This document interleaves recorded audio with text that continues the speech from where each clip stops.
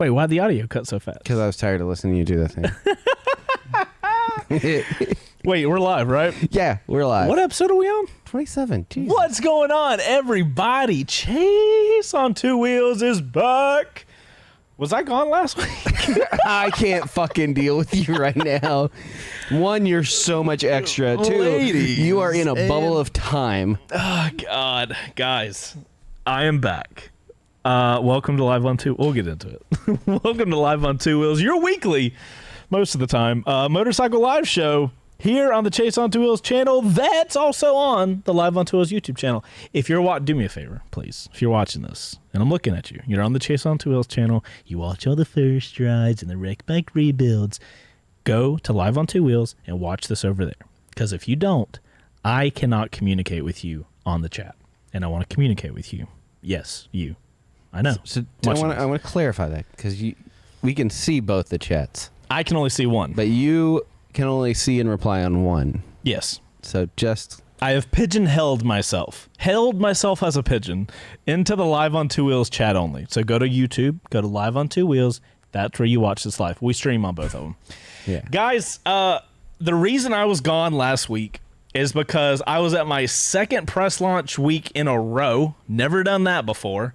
I went to the MT-10 press launch 1 week in North Carolina. The next week, my ass flew out to Aspen, Colorado to do the Desert X launch. I got back in town on Wednesday.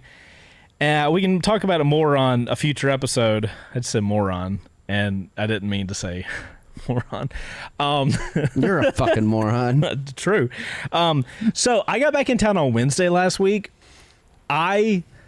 Guys, I've never been so destroyed. Did I come in on Thursday to like dump footage? You came in for like half a second. And Yeah, so I came in on Thursday. I gave the guys my footage from the Desert X launch. You dumped the footage and filled the server while I was working on the MT-10 video. That may have happened. Regardless, I was like, they were asking me, oh, do you want to do the live show? And I was like, I don't want to be awake right now. My whole body hurts.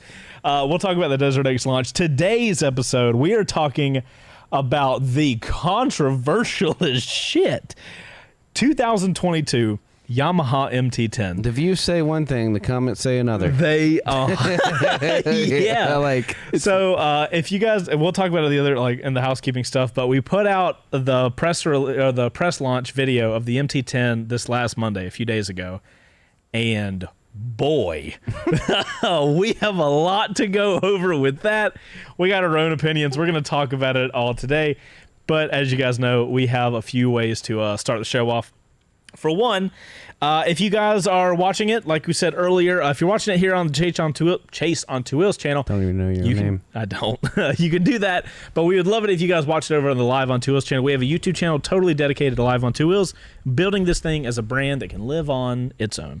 So do that there. If you don't catch it live, which we know a lot of you got, the vast majority of you guys don't even watch it live because you can't make it, which is totally cool.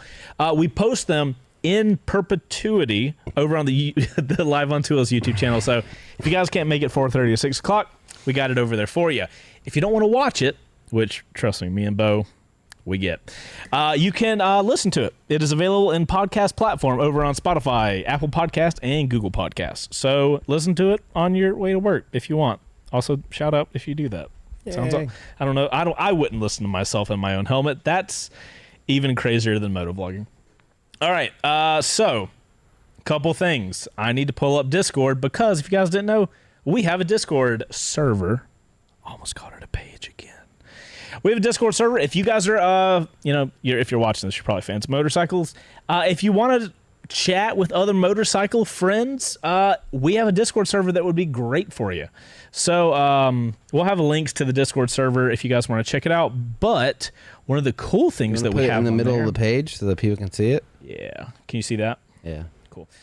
So one of the cool things. So you moved it back. No, I'm stretching it out. So if one of the cool things we do over on Discord, guys, is we have a Live on Two Wheels section. Boom. If you go to the the posts. If you go to the Live on Two Wheels section, up here in the top right, there's threads. We have season 2, episode 27. So the last 5-10 minutes of the show, depending on how the show goes, we just hang out in Discord and check out the funny stuff you guys post. We love spending that time. So whatever you guys post in there, make us laugh. It'll be a good time. With talking about an MT-10 and the looks of it, I think it's probably going to get a little spicy meatball in there by the end of the afternoon. A little fugly. Do not even start with me. Mm-hmm. We're not friends yet. We can't have conversations, Bo. It's Thursday. All right, guys. So speaking of Discord, one of the cool things we have, my favorite page, Bo knows it. It's the Moto photo.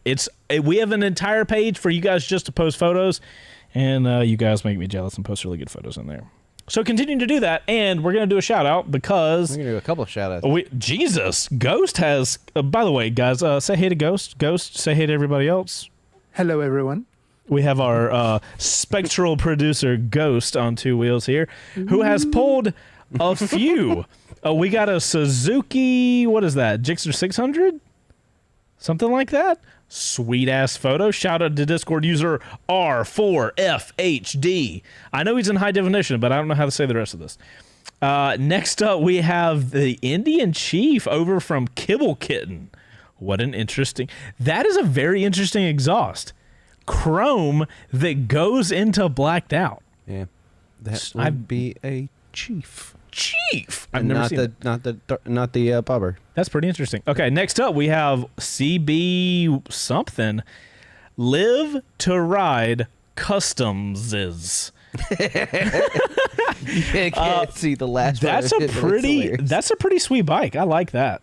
I love the red. Love the red. Is that? Do we have? Is there 390 bros? Andy Gooney and DJ the Kid won. RC390. We love this. Nice. This is awesome. Is this like a side series of 390 bros with our adventure bros? It's a very niche crowd. It's a super niche crowd, but hey, you're going to get a ton of views from India. We got a photo of a Duke 390 and an RC 390 right next to it. That's pretty cool. I like that the RC 390 looks like a black mage from Final Fantasy. Oh, with the little hats, the little tiny dudes. Yes, I love that too. Yep. All right, guys. So shout out to all those people over on our Discord. Thank you guys for posting on the Moto photo, and we love it. We're going to continue posting those. All right, dudes. Next up, we have the Ghost Tip of the Week. I missed it last week, and it made me sad. Bo, are you ready for the Ghost Tip of the Week? Yeah, go for it. All right, guys. Ghost Tip of the Week, sponsored by Ghost on Two Wheels over on Instagram. When riding, you never have to worry about running over a crab. They always use the sidewalk. It's funny because I did crab walk through the shop earlier. Here's the funny thing. I think it's hilarious how long it takes me to get the Ghost Tip of the Week sometimes. So I was like, they always use the sidewalk, and I'm like, interesting. Why would it? Shit. Wait. Bad. You should feel real bad right now. Wait, we have that as a soundbite? Hold on. Play that one more time. Hey, you sack of shit. You should feel bad. You should feel real bad right now. When did we get the updated soundbite? I love that. Oh, yay. Oh, my gosh, that's amazing. Ghost, thank you for the tip of the week, and I will make sure to never worry about running over a crab, now that we know that. Okay. We're getting it through, guys. All right, time for Quick Shifter, ladies and gentlemen. If you guys are new, Quick Shifter is basically Chase, shut up. You only have 30 seconds to talk about a certain subject. This is motorcycle news. If you guys want us to talk more in depth about any of this stuff, we'll get to it. Just let us know in the comments. All right. Quick Shifter also is a video that Ghost on Two Wheels puts together for us. As you guys can tell, Ghost is the glue that holds this show together. Yeah. Okay, we need to go to the audio settings and change it. Every fucking time. Because Chase didn't change. Quick Shifter, let's go. I get the first one. Okay. Royal Enfield has 120th anniversary twins coming to the U.S. There will only be 60, and reservations open August 25th. Why is there not 120 of them? They could have literally doubled it. Here's the thing. There probably is. It's probably 60 overseas, 60 here. Okay, that's fair. Those look cool. Yeah. I'm kind of here. Hey, now we know who Royal Enfield is if you missed that show. who Royal Enfield Okay, is. so now I know who Royal Enfield is. Yeah, And those look What dope. we're trying to do is have Royal Enfield know who we are. Oh, right. It's the opposite. Yeah, yeah, okay, yeah, cool. yeah. Whoops. Yeah, I hope they made 120 of them. it's my takeaway. Yamaha reveals the Moto later, a prototype system to fine-tune a motorcycle's ergonomics to fit the rider's needs. Okay, so this is oh wow. So it's like what the I want to play that game. Yeah. That looks cool. I've seen as those shit. at Dave and Buster's. Bro, no, look, this looks like a Transformer's foot. For real, though. It looks like a Transformer boot. Oh, they're twins. So 60 of them times 2 bikes. Oh, perfect. Okay. 120. We're going back. Yeah. I love this thing. Yeah. It kind of sounds like what Damon does on their Super Yeah, Sport, it looks supposedly. like everything moves, though. That's pretty Yeah, cool. true. That seems terrifying. 2 class action lawsuits on the right to repair have been filed against Harley Davidson. Oh no! Claiming customers have been charged more or do not have access to full range of aftermarket parts. Warranties voided? Question mark? Yeah. Interesting. Bo, you Indians kind of got Indians into this pretty a little. bad about it too. Whereas if you do any work on it yourself and put aftermarket stuff, We might need to do an entire episode about this because you seem really passionate about it, and I don't know a lot about it, which seems... right to repair is very important to me, especially if my history in IT. If you guys want to see us do a full show of it, let us know in the comments. That's you, bud. Dorami's conversion kits transform a Kawasaki Z900 RS into an 80s flashback modeled after the classic KZ1000 and GPZ 900R from Top Gun. I am a big fan of 80s livery. I think it's the vibe is cool. I like the pastels and I'm not going to highlighter lie. stuff. I have never wanted a Z900 RS so bad. That thing is cool as fuck. Yeah, it's If you guys are pretty just dope. listening, you definitely need to look this up. This looks cool as hell. Yeah, I definitely dig like the Look how serious the greens and fairings are on the purples and top, stuff, and then it's yeah. just naked underneath. Yep. That is neat. Let's go. here for it. Uh-oh, do we have post-credit? Oh my god, we have half the video is left. Oh my god. Boy, I'm All right, sitting back. I ain't buckle gonna talk for a your second. seatbelts. Let's go. Let's see. Let's sit back and enjoy this shit. Oh no! Wait, I'm gonna turn this up. Oh shit! They released an MT-10 for Oh, that's 2022. It fucking looks hit, like man. shit. The first thing you said was like, "No, this looks like shit," and then I was like, "What?" What we're talking about today, Yamaha has put out their MT-10 Yep. for 2022. Don't like it at even a little bit. Ooh. Not even kind of. I can't even convince myself that it looks okay. Boy, Ghost headband. over here. I love the way the Super Duke looks. You know, Bo, it doesn't often happen this way, Yeah, but I fully agree with you. it's more brutish. It looks unfinished. No. So I think it looks more finished. I think Ghost it doing looks me dirty. identically finished than the Speed Triple, which This- I think looks worse Than the because Speed Triple? because the Speed Triple, its dash sticks out and there's this little bloop, fucking little dash that goes. Go to a profile shot. That's not a profile because you're hiding the part that sucks. There, that. Speed Triple looks so intentional where No, this looks like it a little does tiny not. shield. It looks so. Actually, now that I'm looking at it, come on, Bro, get out of here! are It's you the same kidding thing me? except they covered theirs. The MT-10 looks like a muscle builder with a tiny head. You cannot tell me it doesn't look Right Are next you to it. fucking kidding me? Look at the headlight on the Speed Triple. It looks it's like so dinky. It looks like an insect, which is the Nah. look of the bike. Nah. No, I see by there's what just I say. it's such a harsh angle. At You're least fucking Yamaha. Now I intentionally like it obtuse. even more. No! Yeah, get the fuck out of here. Bo, look how Look at that. tiny it is. Look at that. That is intentional. It's just a Pointed tiny next to the head. tinier headlight. Fanboy, scroll in on the fucking RS. The that I headlight could itself. fly You're looking to. at the headlight. 100%. I'm not talking about the headlight. Nah, fuck, I'm doubling down. That bike looks better in the front than that bike. Now Covered. that looks great. I don't think that looks good. That's dumb. That's my opinion about the MT-10. Bo, go to my screen. What's going on? What happened?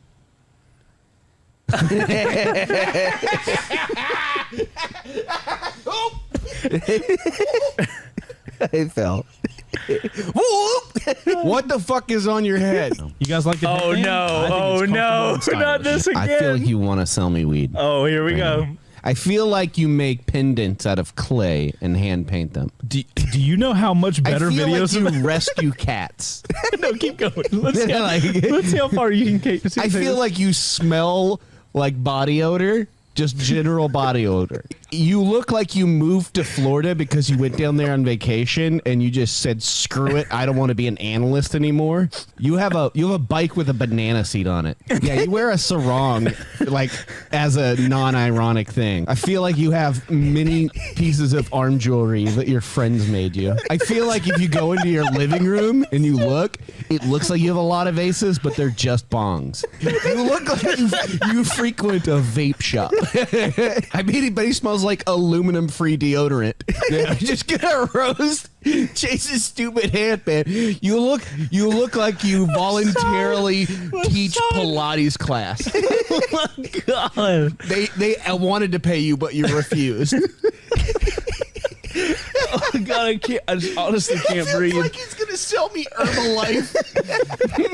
It's not a pyramid scheme, guys.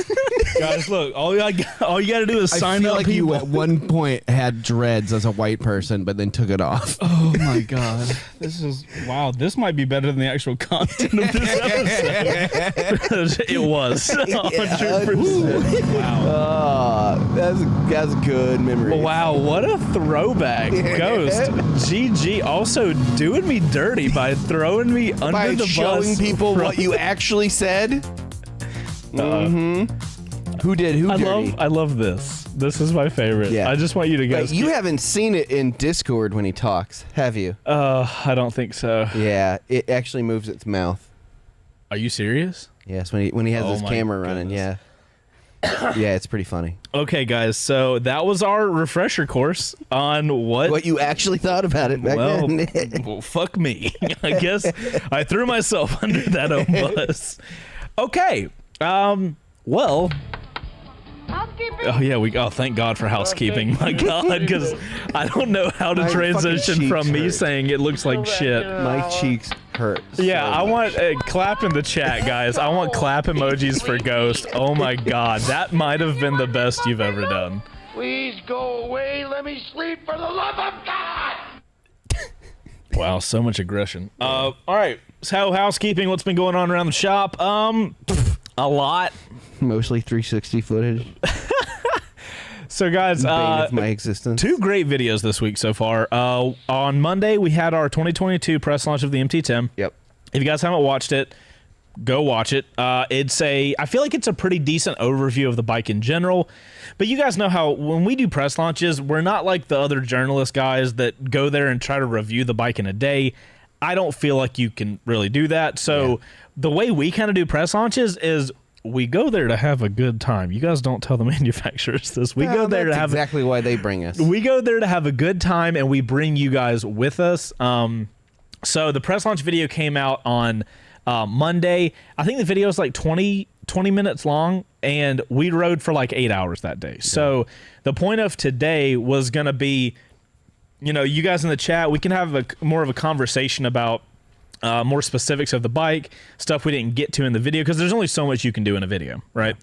Without making them too long, and you got to keep it action-packed the whole time. Without killing Bo. Without killing Bo, yeah. Speaking of killing Bo, we did put out our first episode of Adventure Bros Yay. today. Yay! So excited. I'm excited. I feel we took a lot from that video. Bo's been editing that for 3 days now.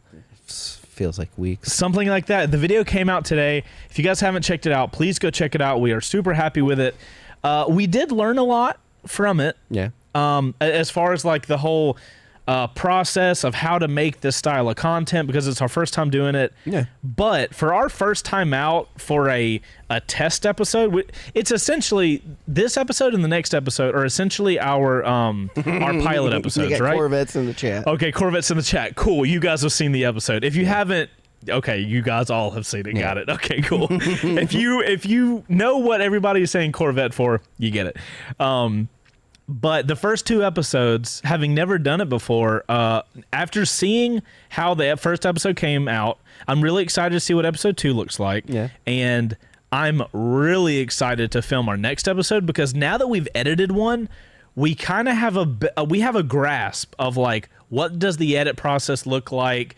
What can we do to make the entire video better? And I think we've got some great kind of updates that we can move forward to in the next episodes. I'm super excited to do more of them. Yeah, it was when I edit videos, especially ones that take a long time to edit, I tend to get lost in the sauce.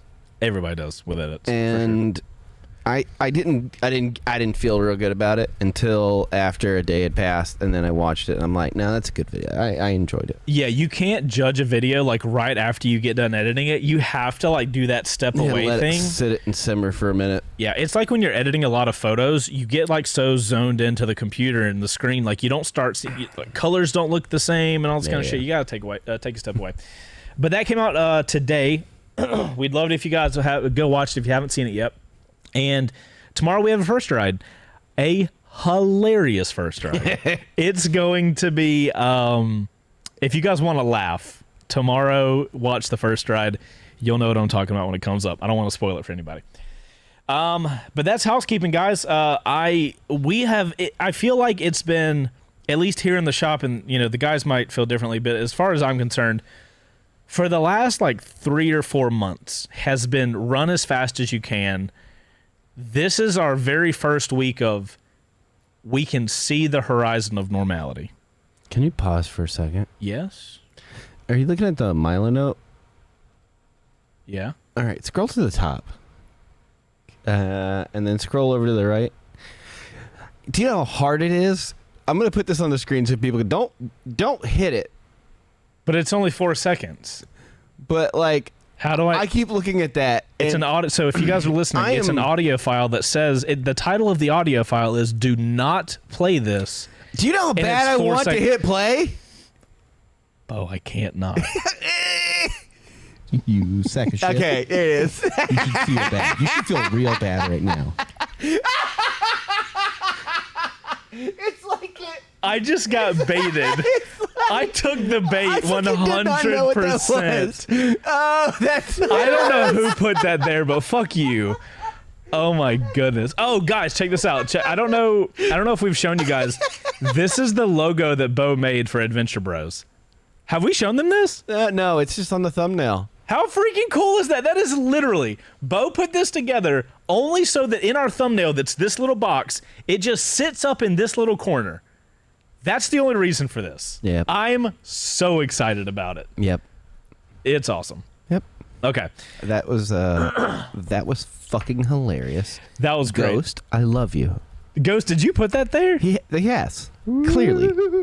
I don't like that I'm being played right here. How do you put a grown man child? You can't put something that says "Do not play this" and I not play it. Do not play this, and you go, "I'm gonna push it," and it called you a sack of shit for doing that. No. Okay. Look, was it perfect? Yes. Yeah. Anyway, that was great. Oh my god! All right, so goodness. this Yamaha, the Yamaha MT-10. MT-10. Oh my goodness. Okay, so I want to do a TLDR. Okay. Off the rip of the last live on Two Wheels or the last the video. I want you to and we'll both say what we think briefly, very briefly. Where are you on the new MT-10? Where am I as far as how I feel about it? Yep. Also, shout out to my wife. She found the right chat. Thank you, babe. You found the chat on Live on Two Wheels' live show. Sucking up. She already married you. I love my wife. That's Fuck fine. you. But you're trying to get brownie points. Anyway, back to how I feel about the MT-10. Yeah. Okay, so not a lot of talking. Super TLDR summed it up. Yeah.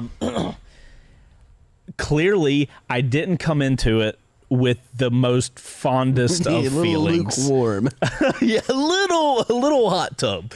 So, the face is better in person. Okay. The bikes we rode were all stock. There was no modifications to the exhaust, but to the rider, the bike sounds incredible. That's not a huge deal because the MT-10 previously sounded really good, But we can talk about some of the modifications they did with this bike specifically to make it sound good to the rider. And they didn't even knock it out of the park. They threw the ball. Bo, come on. You can't. It sounds way better. The brakes are way better. I can't even hear myself. That's not. We were supposed to. I have all the control over here. It sounds really good to the rider. The brakes feel really good, and it Man, still you feels like an clearly MT-10. did not get the assignment. I really like it. Thank you. I Sorry. don't. You didn't write it. Doesn't matter. It fucking matters a lot. I don't. I don't like it. Wait, hold. Fucking T. So you're telling me the roast show that was season 1, episode 37, where you were like, this bike looks so much better and composed, we have now flipped? Is that what you're telling me right now? I like certain parts of the way it looks. I still stand by. I love the headstock. I hate that they got rid of some of the body work. Okay, I will agree with you there. I don't like the tail light. Okay. And then I can't picture it in dad mode very well. And that's Dad mode. Explain dad mode for the dad people that don't mode's understand. with like the comfort seat and the bags and the tall screen. It's like touring mode. Now it feels more like the MT-09, where if you get like touring accessories, it's like a okay, we'll give you bags or whatever, like an afterthought. Whereas the your version of it, the 2019, I think it looks great in dad mode. And I can't see that, and I think that just kind of narrows down the use case of this bike. It looks like they're steering it more towards the performance blah blah blah, and not kind of toeing the line between comfort and, because I mean that's what these MT lines are. It's about performance and comfort, right? It's about hooligan-y power and performance inside of a comfortable platform. And I feel like it looks more like it's not geared towards that anymore, as far as just the looks of it. I still think the headstock looks great with a little fly on it, covering the dash. The dash is great. So that part I like. I hate that they got rid of the side pieces. The side piece being this little fairing on the side? Yeah, the little fairings on the side on yours. I'll show you your screen. Make that image bigger so people can see it. So like the previous model MT-10s had this little tiny fairing piece on it. Okay, so you can't make that big? Hold on, I'm trying. I'm trying to get there. And yep, there it is. I like it. I like the little mini fairings, but that's the new one. There it is. Yeah, so this is the new one, and what Bo's talking about, guys, is this little area of the frame, which is the same frame as the R1. Yeah. That's actually why there's these little pieces and cutouts, because with the frame being the exact same as the R1, they basically had to take little elements, like this is where a little bracket would fit onto to hold the R1 plastics on the side of the bike. It's one of the pros and cons, right? Like you get that the awesome engineering that the R1 frame is, but it does make it look a little not purpose built for the MT-10. I don't necessarily mind it, because like it just kind of fits in with the whole kind of naked and raw look. But it's also a one-piece seat. This one is, okay. yeah. I don't like that. To me My MT-10 has a one-piece seat. The comfort seat is a one-piece, or is it two-piece? I thought it was comfort seat's a two-piece. It's a two-piece. No. Sorry, it's not a two-piece. It's one thing. But even the regular seat is a one-piece seat. I don't know, man. I just feel like there's parts of it I like. Still the headstock, I like it. You're talking about the head, little... Yeah. And granted, without all that extra shit on it, the fairings might not work. Yeah. But I don't know. I feel like the tech in it is great, but the looks of it are kind of... So this is an interesting concept. Do you think, I mean, obviously you haven't ridden it, so you can't really speak to the one side, but you have ridden mine. Yeah. And it's a CP3. Tech-wise, CB4. CP4 engine. They're not... tech-wise, they're like the moon and Pluto, but as far as riding, like the feeling you get while you ride it, it is relatively similar to mine. Like that's one of the things I really liked about the bike, because I didn't want it to turn into this thing that I didn't want. Like I love my MT-10 and how it rides. I was a little worried that it was going to be modified too much. But having ridden mine, do you think that the looks of this are so bad to you that you would not want in this hypothetical world? Would they sway you from a well-priced, amazing ride of a motorcycle? Which is kind of like a greater conversation to have. I mean, but like me personally, I'm I'm one of those weirdos. Like, you've seen all of my gear and all the things I buy for my bike. I'm very thematic. I like things. you definitely have a theme for sure. Right. And so, I would want to see this in touring mode to make that decision. Yeah. Because I feel like with the 2019 that you have, honestly, in dad mode is, aside from the seat, which I don't like that it doesn't come up onto the tank. Right. Aside from that, is like the perfect balance between touring and performance for me. I will. Let me see if I got a photo of it, because they had a photo. They had a model there that basically they had all of the mods on. Let me see if I can find a photo, because it was a blacked out model. It even had the top case on it, but it was really cool. I feel like the performance of the MT-10, Yeah. right, a previous model that I've ridden. Yep. That performance is toned down. The body position and rider triangle is changed to be more comfortable. So it doesn't make sense to me that it wouldn't be geared towards more of a sport naked touring kind of thing, and having a little bit of extra like wind protection and stuff like that, and the bags and the comfort seat is like, you're not going to get a sport touring vibe out of it because there's wind protection is minimal. But so is the old MT-10. That's what I'm saying. I'm talking about the old MT-10. Oh, okay. But in that setup, I feel like it's the perfect mix of those two. So what you're doing is you're trading some of the more comfortable features and looks for the more performance side of things, but it's still no fucking R1, so they've detuned it still. It's still going to perform like crazy because it's an MT-10, but like you're going into like the I'm a badass performance world on a that's like me thinking my FZ6R was going to like do track days with. Right. Yeah. Oh, bro, this bike would be amazing at track days. It's like, oh yeah, that's what I'm saying right there. But that is my point. The fact that you're like, oh, it'd be amazing at track days. Yeah. Yeah. In an upright, supposedly more street oriented motorcycle, like comfort is key. Rider triangle is more comfortable. It has handlebars. Right. Mm-hmm. It has a more close to mid rear set, so your knees aren't up into your fucking armpits. Mm-hmm. Like everything about that screams like, hey, enjoy this high performance on the street. Yeah. But I feel like it's engineering wise geared more towards the high performance. So there's like a weird disconnect. I just think it's get both of its feet in two different pools.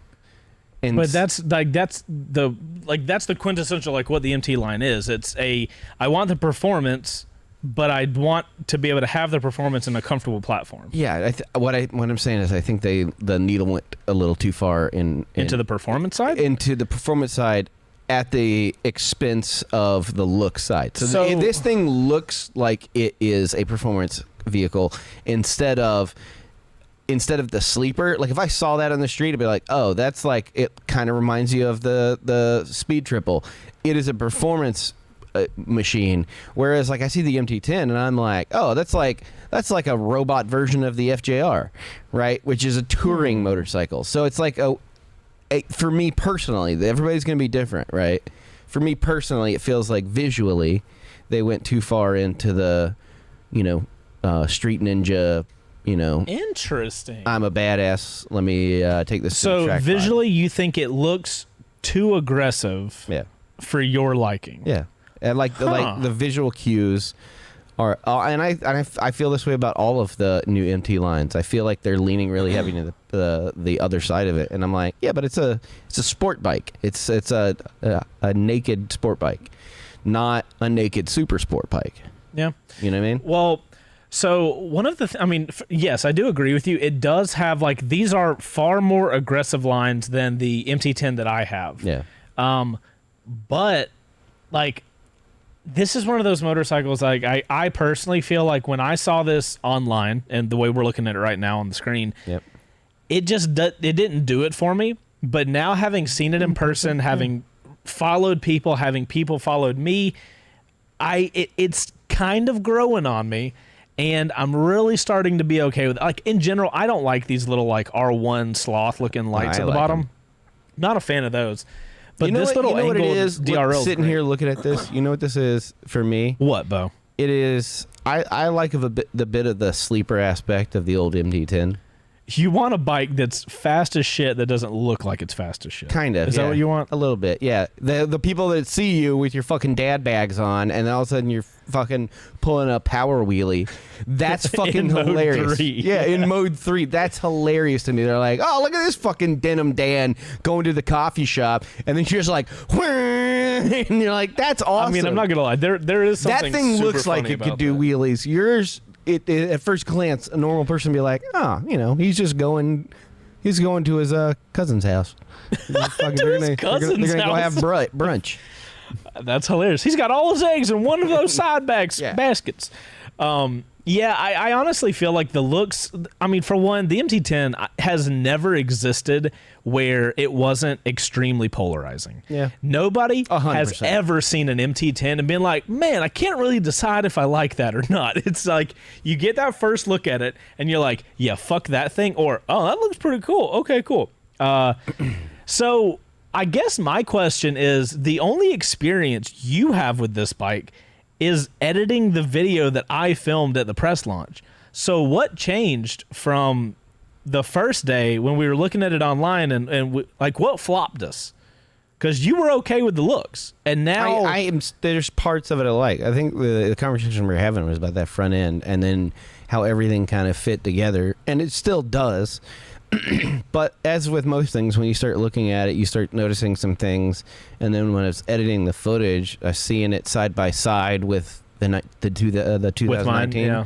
And I'm like, I kind of, I'm hit or miss on certain parts. I don't like the way it looks like the top of the bike is just sitting on the frame, like it's a separate piece.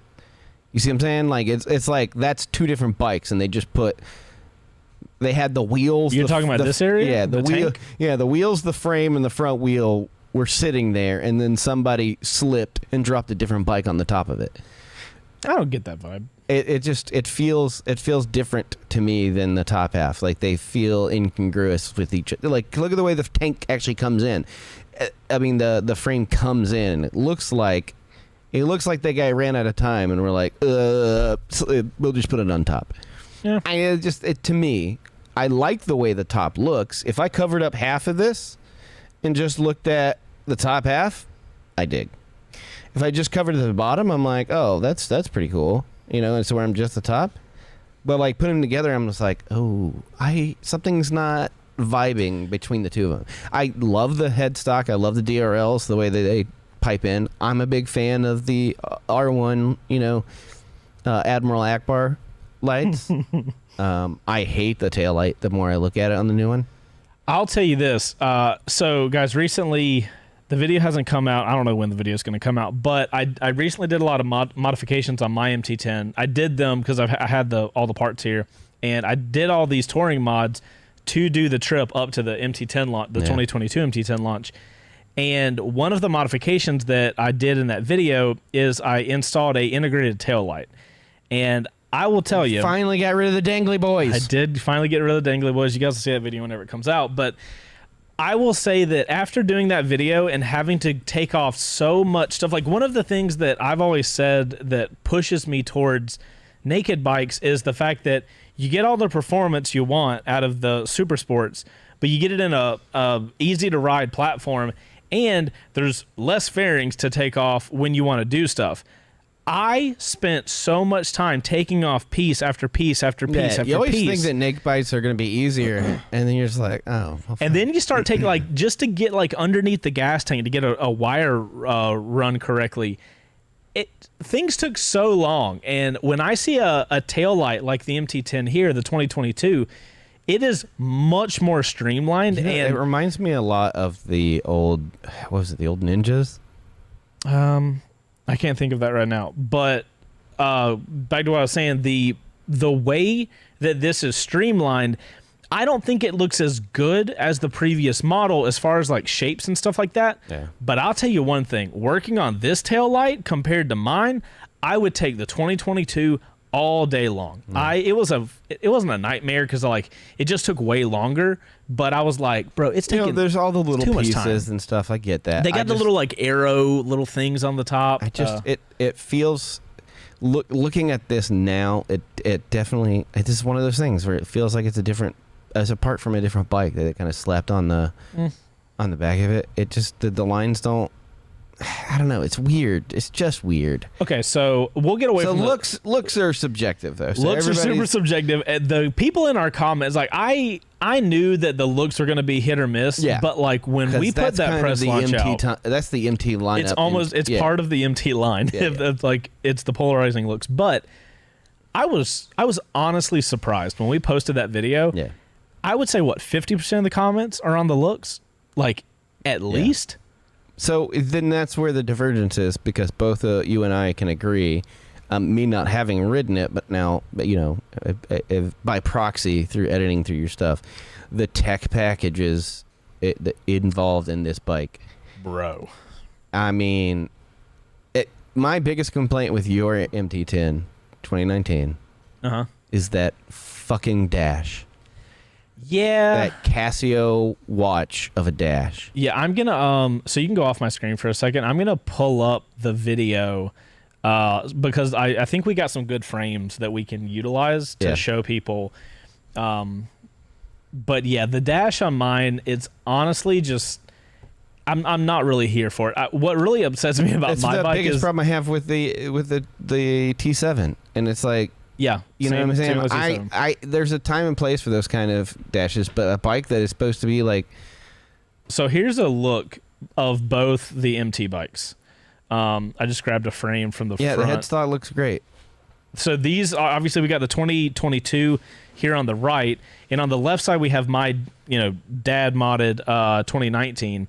So like it's the same style headlights, those little circular ones, but they get rid of the little shrouds. Yeah, the shrouds are gone. They get rid of the extra piece above the air intake on that's on the white part near the tank. That whole business, they get rid of that. Yep. They've gotten rid of the. But these were not actual. Underneath. These are not air intakes. This is just visual, whereas these are actual air intakes. Yeah. So that's pretty cool. I'm going to show you guys. Do you know if the air intakes actually are intakes, or they just go directly to the sound amplifier? No, they are actual air intakes. Okay, so there's actually these are the old air intakes here, and here. This is more I look at it. The more I like that front end. Hold on, I'm trying to like scrub this video so I can show you guys. So now there's an air intake here, and there's one like up in here. Yeah. They are actually used, and the air intake on yours is that little piece in the middle. It's literally just a visual. No, the actual air intake. On yes, the old one is that sliver in the middle. I think so. Yeah. Yeah. I mean, it looks good. It looks good. I like the DRL edition. I like the. I just that this is the fairing you were talking about. Yeah. So this is my 2019 MT-10. Got this little side fairing, which I think looks pretty cool. And then on the new one, they just have this little, plastic. That's why I feel like that. That's why I said what I said about it. It felt like they just jammed the. They hide the fact that the frame and the top of the body aren't same. You see what I'm saying? I mean, going from this and having the cohesion between that front fender, this piece, and then this guy, I can see where you're coming from. Yeah. I think with this well, they got rid of that scheme, radiator shroud that was like really blocky, so that does help a little bit. Yeah. But that blocky shroud does work with the side fairings and all that stuff on that. Right. So it's just like it's actually a lot bigger than the other one. So I imagine they've change that to actually do like aerodynamics to funnel in air. I'm sure like Yamaha's no slouch when it comes to doing that kind the tech of stuff. is what's most impressive about this. Well, before let's take a break with with the shop from Asheville. Let's do an ad real quick because we've touched on looks a lot. Yeah. Which I feel like is the biggest disservice to this motorcycle you could possibly have. So let's do an ad super fast, and then I would like to spend the rest of this show talking about what this bike is incredible at, which is performance for the price. So we'll do that. We will be right back. What's going on, guys? This episode of Live on Two Wheels is brought to you by Revzilla's RPM membership. What that is basically a membership program that only costs $60 a year, not a month, but a year, and you get a ton of rewards from it. It's kind of like Amazon Prime for Revzilla. So if you're buying a lot of motorcycle gear, especially on Revzilla, this could be really interesting for you. Check out all of the things you get for this. So you're going to get free 2-day shipping and returns. You're going to get 10% off exclusive brands. You're going to get 5% cash back, period. Also, for you first-time members, you're going to get $15 in cash back from the moment you get this membership. It's also going to include early access to sales and phone lines and exclusive events. So if you're somebody that buys a ton of gear and could find a lot of value in this RPM thing, by all means, we'll have a link for you down in the description below. Thank you guys for supporting the show by going to that link. And thank you, Revzilla, for sponsoring this episode. RPM membership also applies to cycle gear and J&P cycles. There, I updated the ad. We'll see you guys with the rest of the show. It immediately cut. I was about to say my You throat. made it the whole way through the ad. My throat has a way of being like, oh, we're about to go live? Cool. Let's cue that cough. All right, guys. So we've talked about the looks of the MT-10. Before we go any farther, we did a community post yesterday, and I want to read some of these and see what the people from the community post said. Hey, I think Trey Dog is in here. I think I saw him. Last year, I upgraded from an MT-09. I rode a 2021 MT-10 and a Tuono V4 back-to-back. It eventually settled on the Tuono because at the price point, it was so much more bike looking. Add it as a value per dollar buy. Thank you. The new 10 looks to have closed the gap a ton. TFT display, bi-directional quick shifter, etc. How much more refined did this bike feel compared to the C2 Dub MT-10? I also love the fact that it's the C2 Dub MT-10. It's pretty great. So honestly, it's hard to say because I really love my MT-10. I wouldn't have bought it had I not liked it. Mm-hmm. I think it's not an entirely new motorcycle, but they have fixed a lot of small things that I think were a super big deal. But in the grand scheme of things, it is an appropriate update to the model. It 100%. Definitely a lot more refined. Yeah. And as a Ghost brought up in our little document here, the bike also cost $1,000 more. And Ghost was asking me, like, do you think it's now worth $1,000 more? Because that's kind of one of the things the MT-10's always had. It's been an incredible motorcycle for a ridiculous price. Yeah. Even with a $1,000 like bump in price, with all of the tech, with all of the refinement that they've added to like small little things that would get to me as an MT-10 owner, I would not scoff at paying $1,000 more for that motorcycle. Yeah, honestly. Yeah, the updates are very much worth it, and worth more than $1,000 for sure. Yep, I was telling Yamaha this, like this goes for their entire MT line. There is not an MT product that Yamaha makes that is priced appropriately. Like, they are all underpriced for what you get out of them. That's my personal opinion. I'm not trying to suck up to Yamaha. Like, it is what it is. Yeah, they don't. A lot of their bikes don't make sense as far as the price is concerned. Yeah, it's incredible. So moving on to another question. So on my 2021 on this person's 2021 MT-09 SP review, or on our review. Jesus fucking Christ, start over again. Yes. All right. What's up, Chase? Sack of shit. You should feel bad. You should feel real bad right now. I don't like that you have that soundbite. Anyway, what's up, Chase? Hope you're well. So on your 2021 MT-09 SP review, you mentioned that after riding the new 3rd gen, you felt it was better than your MT-10 that you own now. After riding the new MT-10, do you still feel the same way? Thank you. Okay, so I think what I was referring to in our MT-09 SP review, which is a phenomenal motorcycle in its own right, I felt like the MT-09 SP, same thing, same situation. They basically took what was a phenomenal platform, and I don't really want to say modernized it, but they gave it things that bikes are having in its class that are standard these days. Like this Bosch IMU cornering traction control shit. Bikes in that class, that's what's happening. And I felt like the MT-09 needed that. That MT-09, the 2021 model, the SP that we reviewed, that had all of those like things that I'm, as a motorcycle reviewer, starting to expect out of a motorcycle. So interesting. And the MT-10 didn't. So at the time, I was like, this is a more refined package. I am one of those riders that I love having rider aids that I can turn off. I don't turn them off very often, but if I ever did, I want the option to. And that's one of the reasons that kind of swung me towards the MT-09 SP. I can now say the MT-10 and the we haven't ridden the MT-10 SP. That's a thing. It's supposed to be a thing, but we haven't ridden it, so we can't comment on that. But the MT-10, the 2022, fits in with how the MT-09 felt. So I wouldn't say one's better than the other. It's more of a preference. Is a throat eater noise... Does it feel like it's in line with the new MT? It now feels like the upper model from the brand new MT-09. You said something that I thought was interesting. It made me think of like... So we were talking about this before when we were looking at the Tenere, 700. Yeah. All right. I find it interesting that the same company that is doing all this stuff to kind of modernize it. They're a little bit behind the curve, right? You're talking about Yamaha? Yeah, because their updates are happening kind of after the fact. Now, granted, they've probably been planning to do these updates for a while, but all the other bikes in the class are kind of like, it's TFT, it is, the bi-directional quick shifter. It's all this stuff is kind of coming standard. Yep. The MT-10 largely unchanged for years. I imagine that's R&D being done. It's just the timing of it happens to be after most of the industry is kind of going that way. Same thing with the MT-09, finally updating the MT-09 and from, even when it was still just the MT-09, had stopped being the, FC-09, whatever. Yep. FC-09.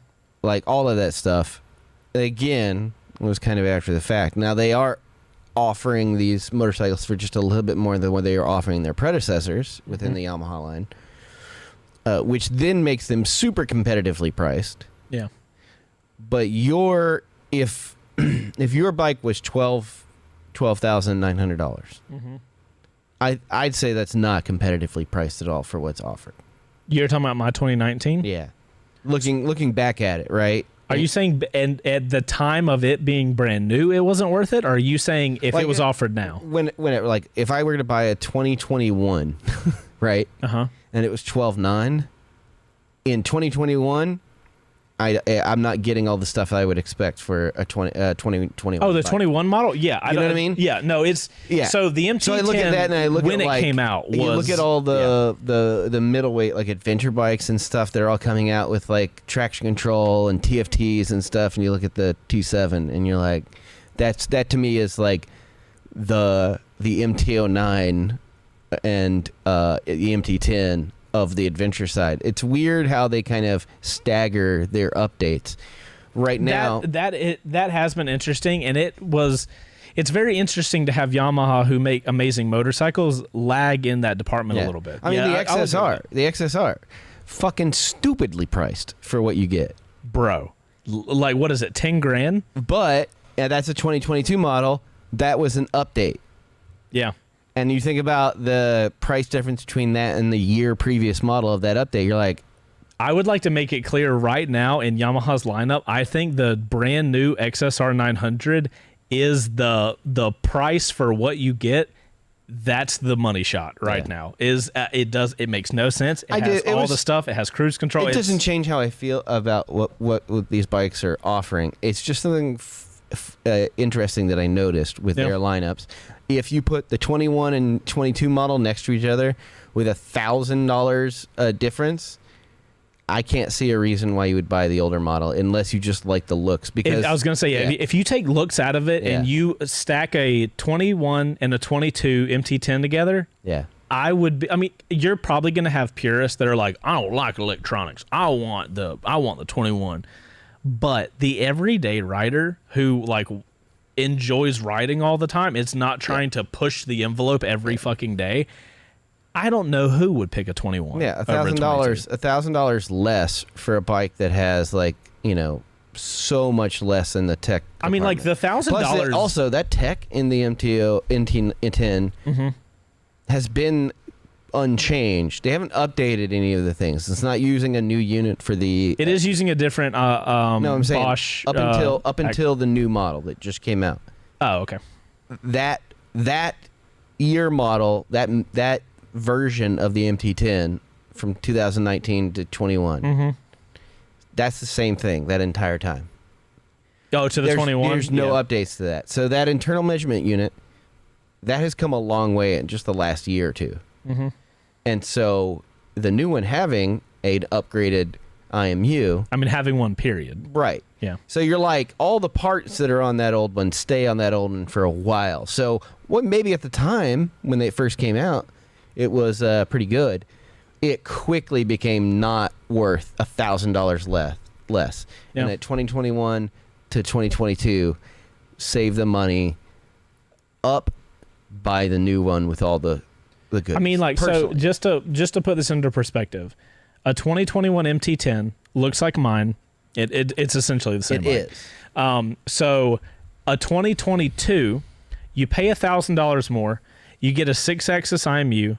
You get, I believe, 4 fully customizable rider modes. A TFT TFT display. You get a 20% increase in fuel efficiency. Yes. Which, if you guys don't know, the MT-10 has a problem with.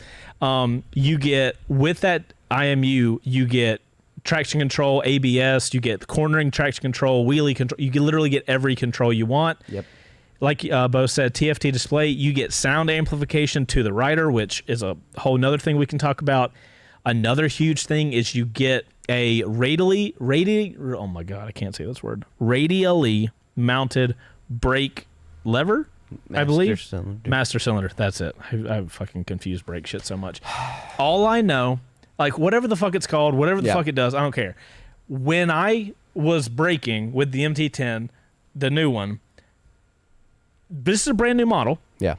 I have a older model that has modified brake, like upgraded brake pads, and this new model stops and feels so much better pulling the brake lever in.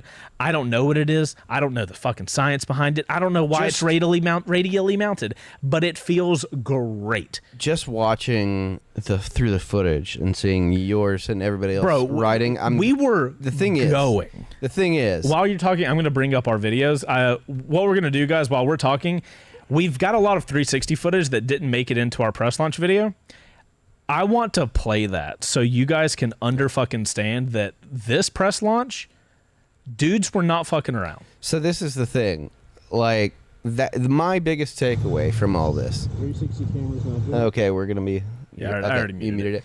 So, the thing that I took away from all of this. Why is it playing? You know what? We'll yeah, there you go. Yeah.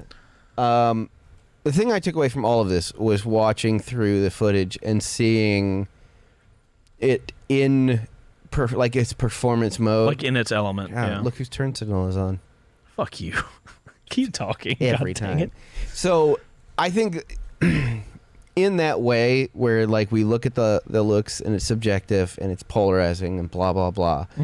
The undeniable thing is that comparative to the last year's model, this thing sounds, it looks like it's performing better, like the way it drops into curves, the way that it sticks its line, the way that it's stable throughout. Looks like the suspension is sticking to the ground. Like everything looks like it's in its place.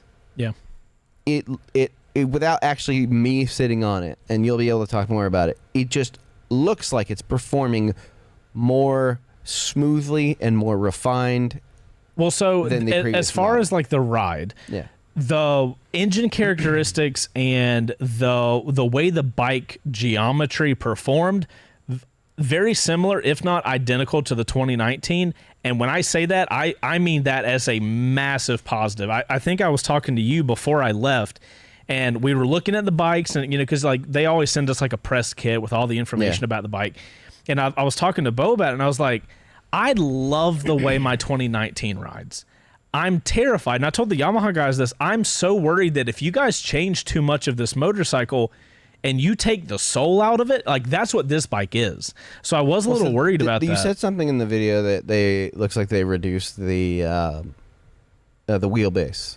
No, wheelbase is the exact same. I mean, the MT-10 has a very small wheelbase. Okay. It's very tight, but it allows a heavier motorcycle to be just thrown back and forth like you would not expect.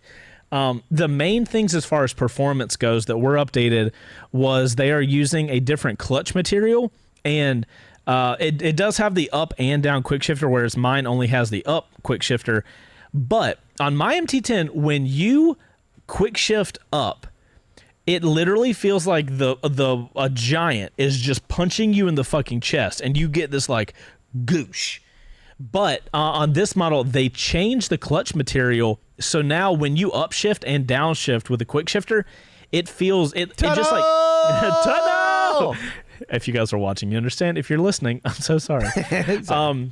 But yeah, they've changed the clutch material, so now when you use that quick shifter, it's just refined a little bit. Now you have all the electronics, so when you start touching the Triumph quick shifter, I don't give a shit. I want you to ride with this one and see what you feel. I have gotten confirmation from Yamaha. We will be able to get an MT-10 in the shop. So nice. We've got a few motorcycles that we need to get from Yamaha and do some content on, but realistically, we're probably looking at like next year we'll make some content with the MT-10. We'll compare it with mine and stuff like that. So that's coming. I mean, just watching it kind of like traverse these like, sweepers, it's like, it just seems... Yamaha picked such a good place for this press launch, by the way. Keeping up with the performance side, that brake, like I was telling you guys, normally, I'll give you guys a little inside baseball. When you go to press launches, normally, and the guys in the shop that have gone, they can confirm this. Typically, you go to a press launch, you got all the us journalists there, and we typically, as journalists, separate into two groups. Normally, there's a group over here that's like, these guys like riding a little faster, they like pushing it, and then there's a group over here that's like, you know what, I don't need to push it. Hey, I'm just here to... Hold up your right hand.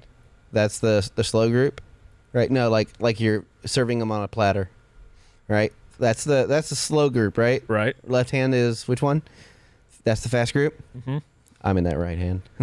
You're in the right hand? Yeah. Okay, so yeah, and it's not a judgment call. Yeah. You don't have to go to these press launches and ride hard.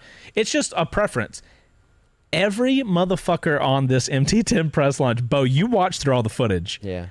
I got to the point of like, I don't know if I can keep up with these dudes. Yeah, there were some times when everybody, and I mean everybody, was just hauling ass. Yeah, which not many journalists are like us, or you guys don't really do it, but like when I go to a press launch, I filmed that whole fucking video on the motorcycle. So I'm over here trying to talk through this motorcycle, talk through the updates, and there were so many times where I'd get halfway through a sentence and everybody would just be like fully sent into a turn, a blind turn, and I'm like, okay, well, I'm gonna die now.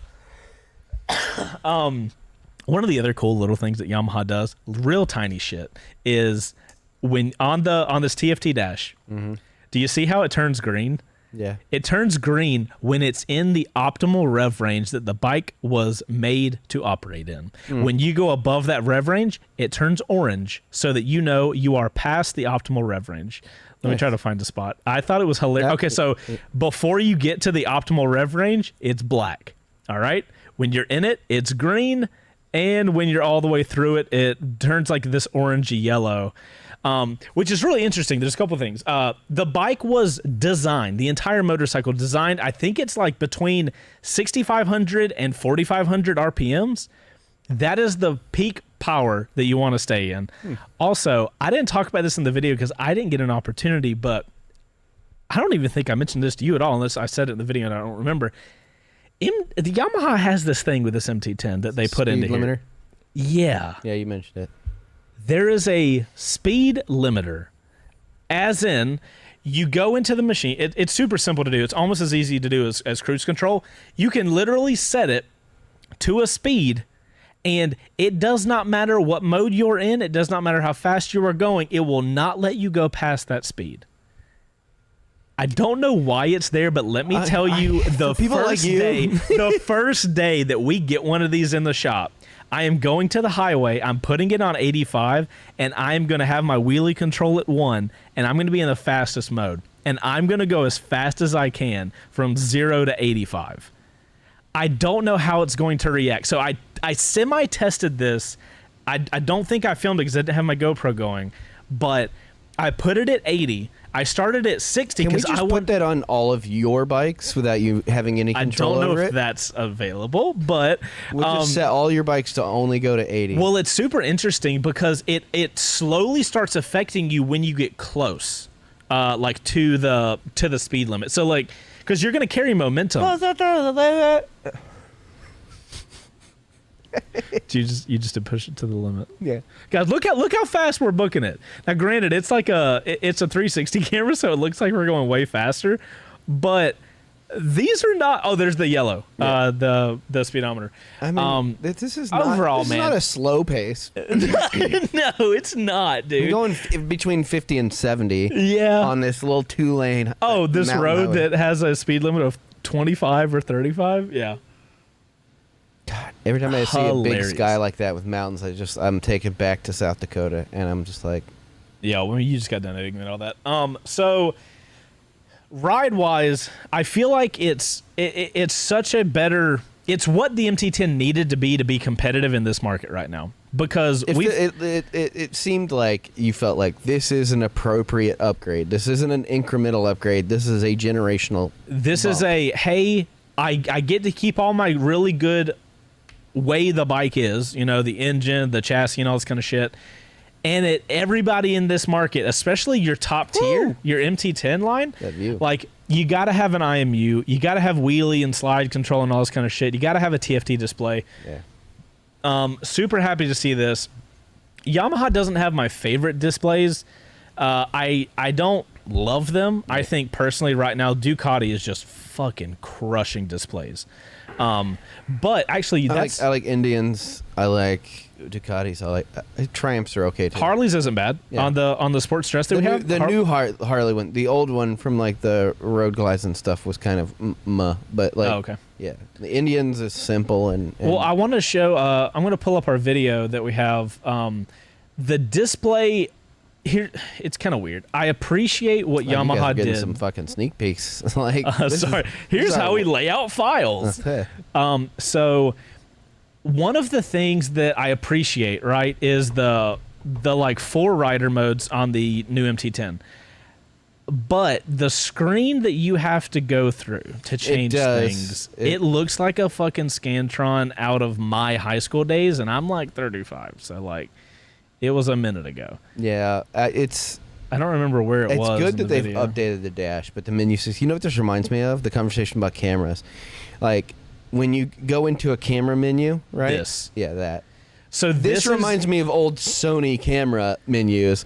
Yeah. Whereas like the Ducati and the BMW is like going through a Blackmagic menu system where it's just like, oh, this is the way it should be. So guys, this is your like YRC settings. This is deep in the menu, but it's not that hard to get to. So you have your 4 modes. They are literally just lettered. And then when you're on this mode, here's all your settings. You have power, traction control, slide control, quick shifter up, quick shifter down, lift control, engine brake control, and ABS. It's called brake control, but it's controlling your ABS. And the numbers are, the way it works is the higher the number, the more it's going to interfere with you. So the lower the number, the less interference. Yeah. So power mode 1, there's no interference, you get full power, and then it like tapers you down. This screen is optimal, and it's functional. Yeah. But if you go to that like couple steps more, which is when it comes to screens, Yamaha's not really there with this, but it's like It's laid out. this could look so much cooler. An efficient way for the information you need. Yes, but it definitely is a little lacking, and you do have to go into a couple of menus to get to this thing. I'm not going to complain about the menus to get to it. So do you remember on the Touareg where I love the ability to adjust certain things on the fly, and adjusting the traction control on the fly on that bike was just like chef's well, so kiss. what you can adjust on the MT-10 is you can adjust the mode, but you got to go in to change all the settings. So this is not a menu you're going to be doing on the road. Yeah. This would be maybe you go to a track day and you want to adjust a mode to have maybe power 1 instead of power 2. But the thing about this like menu setup is, if I know this because I read through the documentation, right? The higher the number, the more intervention. But how do you know that as a regular rider if you don't look into it? The lower the number, the higher you said. How do you say it? I said the lower the number, the less intervention. The higher the but like when it comes to power mode, if you're playing a video game and you want your power to be more, you would add to that number, right? Like if you were on a stats building a character. Yeah. So that's a little confusing when it's like, I get the less number, less intervention on traction control, slide control. I always default to look it up anyways because every single manufacturer uses different. For one, yes, do like, that. Oh, it's like all their modes is like, oh, this is mode 1. Oh, Right. this is mode F. Oh, this is mode, I three totally dots agree. and a clover leaf. Here's like, what the fuck? Here's a weird thing though. Okay, so with this mentality, right? The lower the number, the less intervention. Okay, let's talk about slide control. We have a bar right here, and you would think the bottom would be the one end and the top would be the other, right? Yeah. So the top number is 1, the least intervention, but technically off would be the least intervention. Why is off not at the very top? Because now visually I'm like, oh, well, maybe 3 has the least intervention and 1 has the most because it's the opposite side of off. Does that make sense? UX is such an interesting science because, like, you look at something like this, and these are iterations. I mean, I imagine they could update any of this via like a firmware update. Do you know if they do how they do firmware updates for these things? I don't off the top of my head, but I would imagine it would be a dealership type of thing. Most manufacturers, that's a dealership thing. But like, let's be honest, like no dealer is going, or no manufacturer is going to update the UX. If I don't put this out in the world, okay, I'll feel bad about myself. Triumph, if you ever want to add the option for the off-road pro mode as an upgrade or update to the Rally from the Rally Pro, just let me know. I'll test it out. Okay. Okay. Well, I'm glad you got it out in the world. So you guys can let us know what you think about this screen. Yeah, like Ghost makes a perfect point. I'd go with like high, medium, low. Right? Well, so this is one of the reasons I say Ducati is the master at what they're doing right now. When you're in the menu of a Ducati, they'll have the numbers, but when you go to front ABS, the front wheel turns red. You have a little motorcycle on your dash. The front wheel turns red, and it shows arrows, and it says higher power, lower power, least power. High, medium, low. It works so well. Can we standardize it? Now, I will say that's us nitpicking. Okay, let's be clear. We're at that point in the show where we're nitpicking. We're deep into this. I will say this from a person who is not too fond of these kind of motorcycles. If I had my choice of motorcycles, hyper nakeds and stuff like that would not be on them. In that realm and taking that into consideration, I think that the MT-10 is a great motorcycle. I like yours. I imagine I'll like this one. The only thing I hate about yours is the dash and the seat. Oh, so yeah. Well, so that's another thing that's updated. I think I mentioned it in the video. Here's the thing. However comfortable that seat might be, there's one thing. You just don't like that it doesn't go up in case you like rack your nuts. Well, it's that kind of seating position. You're up against it. Like the way you sit is upright and sitting into it, so the seat's kind of like sloping you down. Right. Having a little lip like the MT-09 did. Yeah. The MT-09 had it. The SP that we had in the shop had that little lip. And I'm like, that to me is a game changer. So, I totally agree. The amount of torque you have on the MT-10, most of the time you're going to have a problem with sliding back in the seat.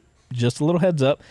But the seat foam is slightly changed. Now, granted, I have the comfort seat on my MT-10. I actually preferred the stock seat of the 2022 model. That was after I rode 4.5 hours to North Carolina on my comfort seat. So that's kind of cool. I'm looking forward to my 5-hour trip on a low seat. I'm going to be 100% with you. On SmartCon? Yeah. Are you excited about it then? I'm fucking really excited. We'll talk about it more in a second. Final things about the MT-10. Overall, absolutely phenomenal upgrade. It still has some stuff that can be updated. I would like to see Yamaha as a. I think just put your tech in that tech in your bike. Right, I would be happy. Here's the thing that I would like to say to Yamaha, and obviously, like I do talk to these guys when I'm at the press launches. The major thing that Yamaha is behind on right now is dashes. I would like them to keep their motorcycles exactly like they are for like 3 years. And I would like them to do nothing but really focus on making a super beautiful UI like for their dash. I think if they did that, they would be untouchable. Like the bikes, they perform extremely well. I cannot tell Yamaha anything to do with the MT-10 as far as performance goes. Riding it and everything. I'm you not seemed like you were having a good time. So I mean, yeah, I was among people that enjoyed riding a little bit quicker on a motorcycle that is far more capable than I was able to push it. And it was really fucking nice to have an MT-10 that I was comfortable with, but have all that kind of like safety on top. You know what I mean? With all the tech and stuff like that. I keep getting distracted because Ghost has made something large on the on the Milo. Before we go to all the other stuff, Ghost brought up a really interesting point, and the MSRP for a Kawasaki Z900, which is Kawasaki's competitor with a MT-09, it's $9,199.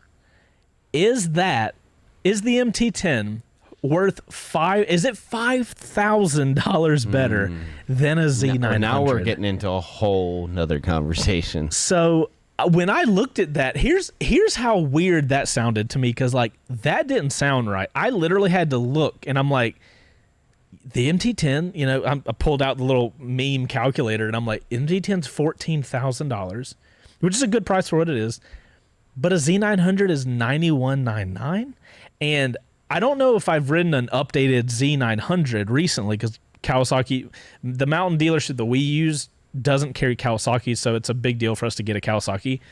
But the last Z900 I rode was great. And it really makes you think, like, is bumping up to a CP4 worth $5,000? It's a question, like we were talking about the boots that shall not be named.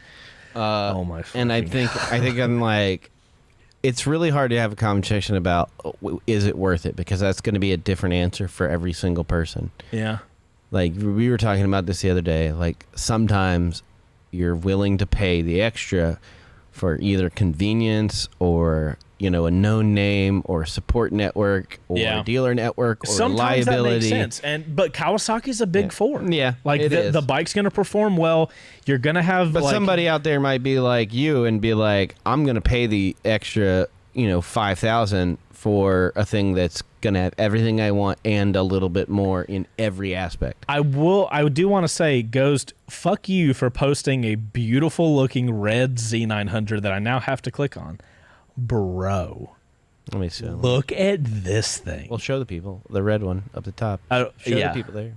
Look at that. That's the anniversary edition. It is nice. That is that shit. To me, that's a well thought out headlight and upper tank. The way that it all kind of. Oh, shout out to Ruroc fam! Look at that. Ruroc getting in the Kawasaki spot. That's pretty cool. Yeah, so obviously this is their 50th anniversary edition, so it's like $300 more for red, bro. I'd pay that every fucking day. This is interesting. I do feel like the MTs aren't the best looking nakeds, that personal opinion. So if I was gonna give Yamaha any like, hey, well, here's your homework, kid, I would say, like, let's modify the looks, because, like, here's one of the frustrating things. The R line, R3, R6, R7, R1, they are so cohesive looking. They look great. I wish that the MT line got the love that the R line got visually, and I want dashes to change. Do you want to click on this thing? I'm going to now click on Ghost's thing that I'm. He's being very patient. And very he is quiet. being very patient. Thank you so much, Ghost. Right. Even after I don't know what this is, so. none of us do. I love that we have a soundbite of you saying, Oh wait, do you have the audio turned up? Yeah. Oh, okay, sorry. "You're a sack of shit." That's pretty great. I vote that we put that on the board, on the soundboard. So we just have you saying, "You're a sack of shit." I love that so much. You sack of shit. Oh my gosh. Jesus fucking you- start over again. Yes. All right. What's up, Chase? Sack of shit. You should feel bad. You should feel real happened bad today. right now. I don't like that you have that sound. That happened Anyway, in this episode. Hold on. This whole operation was your idea. You sack of shit. Fun fact: I have it on a latch too, so that I can stop it. Like you I- sack of It scares me quick they are. that Ghost in this episode was not only so familiar that he could go back to the exact episode that originated You're from. a fucking treasure, my guy. But you were also able to do that, record them, edit them together, render them out, upload it, and then send me a link I fucking love that this was guy. titled. I can't wait to see you next weekend, bud. I'm I'm looking forward to it. I'm equally terrified and in love with you. It's amazing. I don't know how you do what you do, but I'm very Very appreciative. glad you do. And I am so glad you're on our team, I think. So So that's amazing. Final thoughts. Final thoughts. Like I said, I like the internal upgrades and all the tech and stuff. I just the looks. While I think the parts of it are better, like the headstock, and the whole top of the side of the bike, I like. I just don't like them together, and missing those parts down below kind of doesn't let you to separate the two. Like, it doesn't. There's no cohesion in it. I still prefer the looks of the older version more, but Okay. I would definitely take the performance over it. Okay. Yeah. Yeah. So my final thoughts on the MT-10. I feel like the conversation generally is maybe a little too much on the look side. Yeah. Like, if you don't like the looks, the MT-10's not your bike. I think on the performance side, the brand new MT-10 is the correct predecessor to the 20 successor. What? Oh yeah, okay. You sack of shit. Yay! The MT-10 now is the MT-10 it should be. It's now it's competitive in the market with all the tech, and I think it's amazing. I think the little sound amplifiers are such a fucking cool idea. Yeah. It makes it so the bike can sound great for you, and you don't have to be ripping it out, like ripping your ears out. I love the brakes. How quickly do you think that some aftermarkets can come out with a plug for those? Why would you want to plug those though? Because maybe you don't want it to be loud to yourself. I mean, like, yeah, a plug, like a little rubber, like, type thing. Yeah. I mean, I guess, but why the fuck would you want to do that? Sometimes you don't want it to be loud. I don't think Some anybody. Some people don't like Bro, loud. nobody that buys an MT-10 is going to want to make their bike less loud. There is a 0% chance of anybody You making can't say that. I will. Yeah, scared to you say don't it. have. You don't have certain. Go I ahead will- and say it because it's being recorded right now. I will Say bet it. $10. I will buy you lunch if somebody now ever makes that. Now they're just gonna do it. No, nobody's gonna go out and make an aftermarket thing so that I'll buy you lunch. Nobody's gonna do that. I don't think. Most Man, you just said that live on the internet. Okay, you know what? That's worth lunch. if somebody ruins this awesome thing that Yamaha made for the fucking motorcycle, then that is worth a lunch purchase. Okay, I'll put that out on the internet, and I feel safe doing that. Brake super updated, love it. Wish the looks were a little better. Wish the screen was a little better. That's the only thing I can update with that motorcycle. Yeah. That being said, I can almost guarantee that my next motorcycle will not be an MT-10. I'm looking back and seeing what's in behind Oh wait, me. yeah. Can people see behind you? No. Turn your light off. It's just Jenny right there. Okay, yeah, that's all. Yeah, don't worry about it. I love that you can just see her little yellow just poking out. So yeah, if you want top predator for the Yamaha line, the MT-10 nobody is going to ride an MT-10 and be upset about it. A lot of people are going to look at it and not like it. Yeah. If you spend some seat time on it and you actually ride that thing, I think most people will fall in love with that. Yep. Okay, that's all I got to say about the MT-10.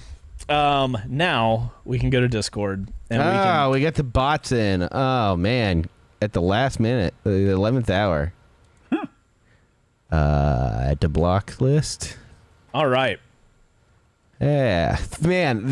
Why do they wait until the end? Hey, if they want to wait till the end, they can freaking have it. That's hilarious. Fucking sex bots. Get out of here, sex bots. Oh God. You sack Okay. of... Yeah, you sack of shit. That was to the sex bots, not to Chase. Random shorts. Okay. Wait, does Rancher start every one of these with the Suzuki logo? Is he? Yeah, baby. Yeah, baby. If you guys don't know, Ranger is basically the president of our Discord, and he is a huge Suzuki fan, which sucks for him, but it's hilarious because I know, because of the whole they're getting out of racing thing. Yeah, well, Suzuki makes a few phenomenal motorcycles. yeah. Specifically, I was telling Yamaha about this. That GSXS 1000 GT, Yeah. bro, that's some shit to watch out for. Yeah. Like, if Suzuki keeps making That's bikes how like that, Yeah. All right. I'll stop bragging on them. All right. All right. Next up, we have, what the hell is that a Suzuki little truck? Yeah. Oh my God, that's adorable. Yeah. I love that. Well, That's Suzuki the cool Jeeps? Yeah, That's they're the good. most hilarious thing Suzuki makes. I love that. All right. Let's Bo, watch out for the Clibbins? The fuck is a Clibbin? I don't know. I kept seeing this, and I think it's a reference to something that I just don't get. Hold on. Let me try to say this. Had to layer down Haas. God bless. What the fuck? How do you even say this? If you guys don't know, Bo may have laid the Pan American down. If you haven't seen the I thumbnail am of the the king video. of stop drops. Stop, drop, and roll was Bo's Yeah, that's Bo's my thing. nickname in high school. You honestly though, credits to you. If you guys haven't That's watched a tall, the heavy Adventure, bike. if you guys haven't seen Adventure Bros episode 1, go watch it. The Pan Am is not an entry level ADV bike. I think Bo fucking crushed it. I only have problems with my fucking short, stubby little tree trunks. stubby little tree trunks. That was awesome. Oh God. Okay. The meme you make when you want to confuse Chase. Bottom text? He succeeded. I love that it says, great success. Wait, what? He did it. He did it. I don't understand. He did it. I know. That's the fucking whole point. Which is the whole point of this, and I don't. You don't understand. It literally says it at the top. It's the meme you make when you want to confuse Chase, and it confused you. He's not hiding it from you. He told you his plan from the beginning. Hold on. Great success. I just want to be clear. I'm not getting something, right? Like, it's... You read it. You read it. Okay. And then it did it. Wow. That's fucking Look, great. man, I'm just trying to look for deeper shit in this stuff, okay? I'm not a surface level guy. Wow. Also, there's like 3 levels deep on that one. Yeah, that was hilarious. Oh my God. Corvette. Yeah. Corvette. This is how it felt. Yes. Oh my God, it's so going. Corvette. If you guys haven't watched that video, you understand. Yeah, it's definitely. it does. It does. That's hilarious Yeah. because on my flight back from the Desert X launch, I actually watched the first Transformers, or part of it. I didn't finish it. I used to the love fact that movie. It kind of fits. Is hilarious. Man. No. Yes. Corvette. Yes. Adventure Bros. Oh my god, guys! How many of y'all would wear a shirt or put a decal that looked like the ADV Bros logo? How many of you guys would wear the shirt, and how many of you would put a decal on your bike?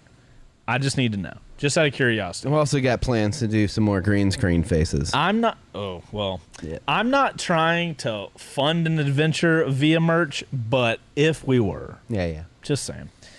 Oh god, I'm terrified to click on things Nah, now, Hawk's but good. you guys have ruined me. So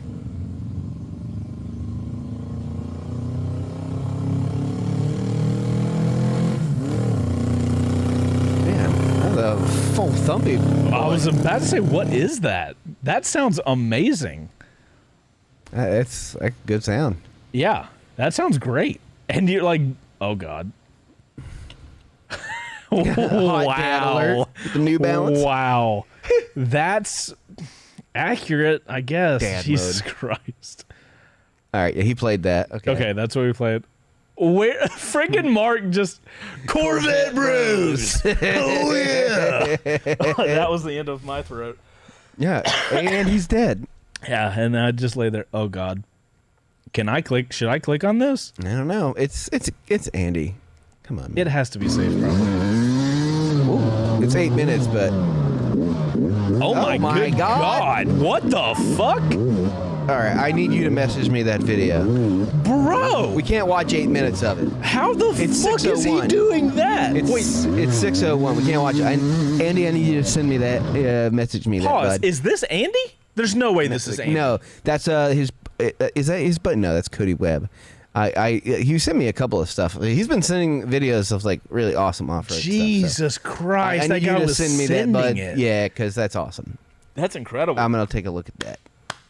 All right, dudes. We are a little late. That's all good. Hopefully, you guys enjoyed the MT-10 episode. Hopefully, we all learned something. Don't judge a bike by its face, I guess. Yeah. Next week, in order for me to not forget what happened, we're going to talk about the Desert X launch. Yes, sir. And how the bike was not standing up all the time. So Oh, how the turntables. the turntables have spun, my boys. Yeah, guys, so I got a lot to say about the Desert X. Yeah. I had a decent amount to say about the MT-10. I got a lot to say about the Desert X. I don't know why you're whispering. We will see you guys next week. Bye-bye.